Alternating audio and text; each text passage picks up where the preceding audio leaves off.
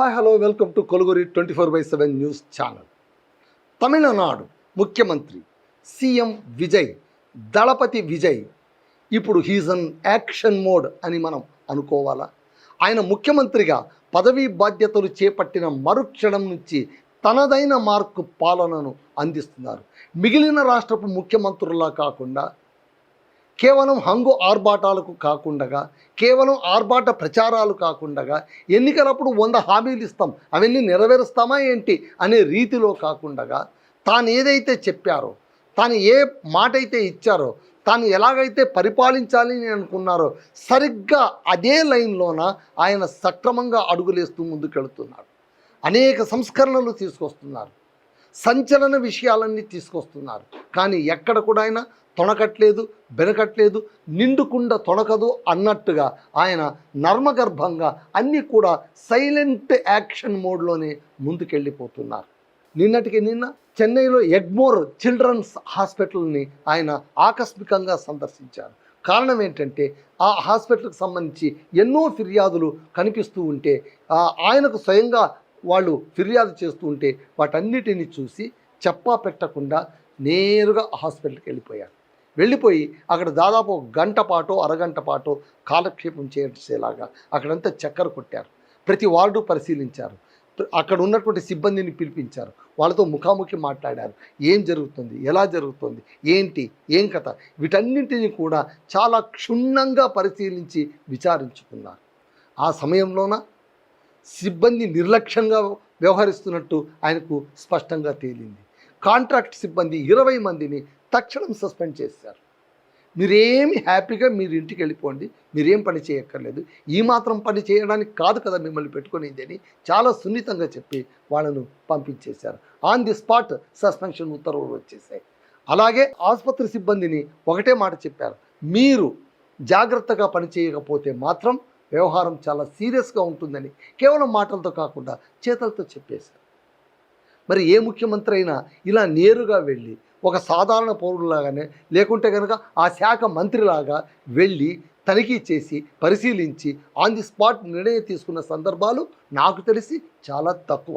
1-2 ఉండి ఉండొచ్చు. కానీ ఈ తరంలో మాత్రం కేవలం వెళ్ళినప్పటి నుంచి రాజకీయాలు, వెళ్ళినప్పటి నుంచి తాము ప్రతిపక్షంలో ఉన్నప్పుడు తమను ఎవరైతే ఏ విధంగా అడగదొక్కారో వాళ్ళని తిరిగి అడగదొక్కడం, ఎలాగా ప్రతీకార రాజకీయాలు, ఎవరిని ఎలా ఇరుకుని పెట్టేద్దామని చూడడం, లేదా తాము ఏమనుకున్నామో అది చేయడం, లేదా గత ప్రభుత్వం చేపట్టినటువంటి అద్భుతమైన కార్యక్రమాలు ఏమైనా ఉంటే వాటిని అదే పనిగా అడగదొక్కడం, తాము సొంతంగా ఏదైనా చేయడానికి ప్రయత్నించడం. ఈ మార్కు ఫక్త్ రాజకీయాలు చూసామే కానీ సీఎం విజయ్ లాగా నిర్మాణాత్మకంగా ఆలోచిస్తూ, రేషనల్గా థింక్ చేస్తూ ముందుకెళ్ళేటువంటి ముఖ్యమంత్రుల్ని మనం చాలా కొద్ది మందిని చూస్తుంటాం. ఒక రకంగా చెప్పాలంటే దళపతి విజయ్ తనకు అంది వచ్చిన అవకాశాన్ని, తాను కష్టపడి సంపాదించుకున్నటువంటి, తాను చెమటోడ్చి ప్రచారం చేసి గెలిచి సాధించినటువంటి అధికారాన్ని చాలా జాగ్రత్తగా, చాలా నిర్మాణాత్మకంగా, ప్రజల పరంగా అప్లై చేసి అతను ఆలోచిస్తున్నాడని మనం చెప్పాలి. ఇది రాజకీయం అంటే. మనం రాజకీయాలంటే ఇలా చేయాలి అంతే తప్ప ఎలా పడితే అలా రాజకీయాలు చేయడం కాదు. అనునిత్యం కక్ష సాధింపులకు పూనుకోవడం కాదు. అనునిత్యం తమకు నచ్చిందే, నేను పట్టిన కుందేలకు 3 కాళ్ళు అనుకొని మొండిగా ముందుకెళ్ళడం కాదు. లేదా గతంలో అధికారంలో ఉన్నటువంటి ప్రభుత్వాలు ఏమైనా మంచి పని చేసింటే అదే పనిగా వాటిని తుడిచేసేయడం కాదు.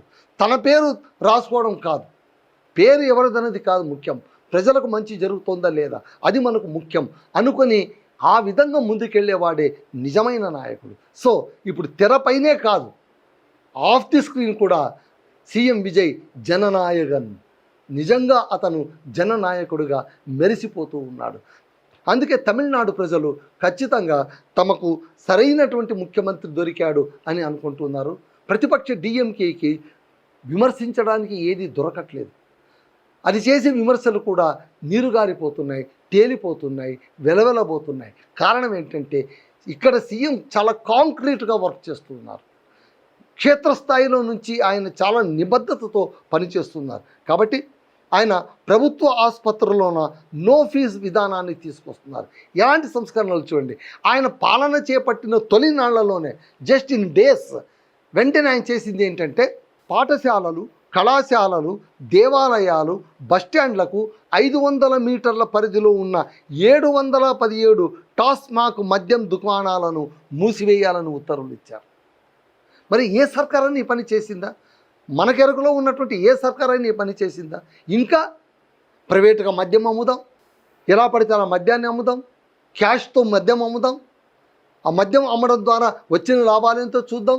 లేదా ప్రచారాల్లో ఉన్న తమ్ముళ్ళు మీరు ఈ ప్రభుత్వం అందిస్తున్నటువంటి కల్తీ మద్యం తాగి మీ కడుపులన్నీ పాడైపోయాయి కదా, నేను వస్తే మంచి మందు ఇస్తా, 90 వేసుకొని మీరు ఇంట్లో పడుకోండి అని చెప్పేటువంటి నాయకులు లేరు. అక్కడ పాఠశాలల దగ్గర, స్కూల్, ఆ తర్వాత ఆలయాల దగ్గర, బస్టాండ్ల దగ్గర 500 మీటర్ పరిధిలో ఉన్నటువంటి అన్ని మద్యం షాపులను ఒకే ఒక సంతకంతోన అవతల ఈడ్చిపడేశారు, ఊడ్చేశారు అవతలలో. ఇది ఎక్కడో మనం సినిమాల్లో చూస్తూ ఉంటాం, కానీ ఇప్పుడు నిజంగా చూస్తూ ఉన్నాం. అది కదా పాలన అంటే, అలా కదా మనం చేయాల్సింది అని తమిళనాడు ప్రజలే కాదు, చుట్టుపక్కల రాష్ట్ర ప్రజలు కూడా కాస్త చూసేలాగా ఆసక్తికరంగా దళపతి విజయ్ తన పాలనను కొనసాగిస్తూ ఉన్నారు. అలాగే ఆసుపత్రిలో నిర్వహణలో నిర్లక్ష్యంగా వ్యవహరించిన అవినీతి ఆరోపణలు ఎదుర్కొన్న సుమారు 20 మంది కాంట్రాక్ట్ సిబ్బందిని తక్షణమే ఉద్యోగం నుంచి ఆయన తొలగించేశారు. ప్రజలకు సేవ చేయని అధికారులకు ప్రభుత్వంలో చోటు లేదు. ఇక్కడ చూడండి, ప్రజలకు సేవ చేయని అధికారులకు ప్రభుత్వంలో చోటు లేదని నిర్మోహమాటంగా చెప్పారు. అలా చెప్పే దమ్ము ధైర్యం కావాలి అంటే తాను మొట్టమొదట పని చేయాలి. తాను పని చేయకుండా కేవలం ఇతరులను నెపం చేసుకుంటూ వాళ్ళను పరిశీలిస్తూ వాళ్ళను సస్పెండ్ చేస్తూ పోతే వెనకటికైనా అనుకుంటారు, వెనక నుంచైనా అనుకుంటారు ఈయనేమో పని చేయడు, మమ్మల్ని ఏమో పని చేయమంటారని. అలా కాదు, తాను పని చేస్తూ ఇతరులను పని చేయాలని ఆయన శాసించడంలోనూ డిమాండ్ చేయడంలోనూ ఔచిత్యం ఉంటుంది. అలాగే ప్రభుత్వ ఆసుపత్రిలో చికిత్స పొందుతున్న రోగి మరణిస్తే మృతదేహాన్ని అప్పగించే సమయంలోన ఎలాంటి ఫీజులు వసూలు చేయొద్దండి. ఇది ఇంకొక సంచలనాత్మకమైనటువంటి నిర్ణయం. చూడండి ఎలాంటి అద్భుతమైనటువంటి నిర్ణయాలు ఆయన తీసుకుంటున్నారో మనం ఆలోచించాలి. అలాగే రైతులకు రుణాలు ఇస్తామని చెప్పాడు, రుణం మాఫీ అన్నారు, రుణమాఫీ దశల వారీగా అప్పుడే ప్రారంభించేశారు. ఆయన పాలనా పగ్గాలు చేపట్టి కొన్ని నెలలే గడిచాయి అంతే, కానీ ఆల్రెడీ గుణాత్మకమైనటువంటి మార్పు మన కళ్ళకు కట్టినట్టుగా కనిపిస్తూ ఉన్నాయి. అలాగే మాదక ద్రవ్యాలపైన ప్రత్యేక యుద్ధం ప్రకటించి ప్రత్యేక యాంటీ నార్కోటిక్స్ బృందాలను ఏర్పాటు చేసింది విజయ్ సర్కార్. మహిళలపై నేరాలను వేగంగా అరికట్టేందుకు ప్రత్యేక మహిళా భద్రతా విభాగాన్ని ఏర్పాటు చేసింది. ప్రజాధనాన్ని దుర్వినియోగం చేయనని ప్రకటిస్తూ ప్రభుత్వ ఆర్థిక పరిస్థితులపైన శ్వేతపత్రం విడుదల చేస్తామని హామీ ఇచ్చి వెంటనే ఆ పనిని చేసేస్తున్నారు దళపతి ముఖ్యమంత్రి విజయ్.